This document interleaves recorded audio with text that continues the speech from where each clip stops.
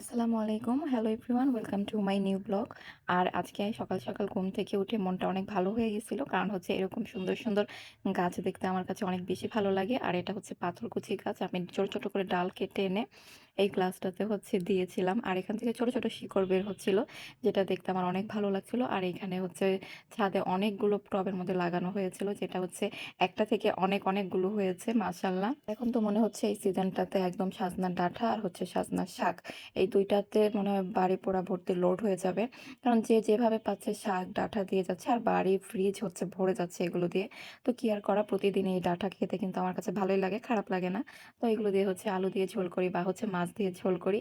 তো এখানে সুন্দর, সুন্দর করে ছোট, ছোট করে কেটে নিচ্ছিলাম রান্নার জন্য। মাঝে, মাঝে শুনছি এই সাজনা ডাঁটা নাকি অনেকে চিনেই না, অনেকে খেতেও জানে না।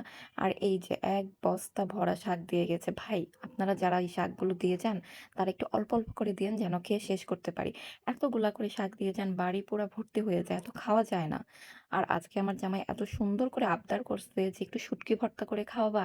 এত সুন্দর করে বলে, না খাওয়ালে চলে বলেন তো? দেন হচ্ছে আমি আর কি করব, সুন্দর করে চিংড়ি শুটকি পাতায় পিষে ভর্তা করে দিলাম। আর প্রচন্ড ঝাল দিয়েছিলাম যেন খেয়ে যেন আরো বেশি টেস্ট পায়। তো ময়মনসিংহের মানুষ শুটকি ভর্তা মানেই হচ্ছে অনেক, অনেক ঝাল দিতে হবে। ঝাল না খেলে আমাদের ভালোই লাগে না। দেন হচ্ছে অনেকগুলো বেলা মাছ কিনে এনেছিল নদীর, এগুলো নাকি টাটকা বেলা মাছ ছিল। দেন এগুলো সুন্দর করে হচ্ছে মাখিয়ে চাপাচ্ছিলাম। আর মাখিয়ে রান্নার মজাই হচ্ছে আলাদা। কষানোর থেকে মাখানোর কিছু, কিছু রান্না আছে যেটা খেতে অনেক বেশি ভালো লাগে। এরপর তো রান্না-বান্না শেষ করে অনেক কাজ থাকে। নামাজ কালাম, খাওয়া-দাওয়া, রেস্ট। তারপর বিকালে হচ্ছে আমি একটা চাপড়ি পিঠা বানিয়েছিলাম সবার জন্য। এই পিঠা সবাই খেয়ে এত নাম করেছে, আল্লাহ, আমি ভাবতেও পারি নাই সবাই যে এত, এত পছন্দ করবে এই পিঠা খেয়ে। যাই হোক, পিঠা বানানোটা সার্থক হয়েছে। দেন চাও করেছিলাম সবার জন্য। আর সন্ধ্যায় আমি একটু বাহিরে গিয়েছিলাম। আমার একটা ছোট্ট কাজ ছিল। আর আজকে এই পর্যন্তই। অ্যান্ড আল্লাহ হাফেজ।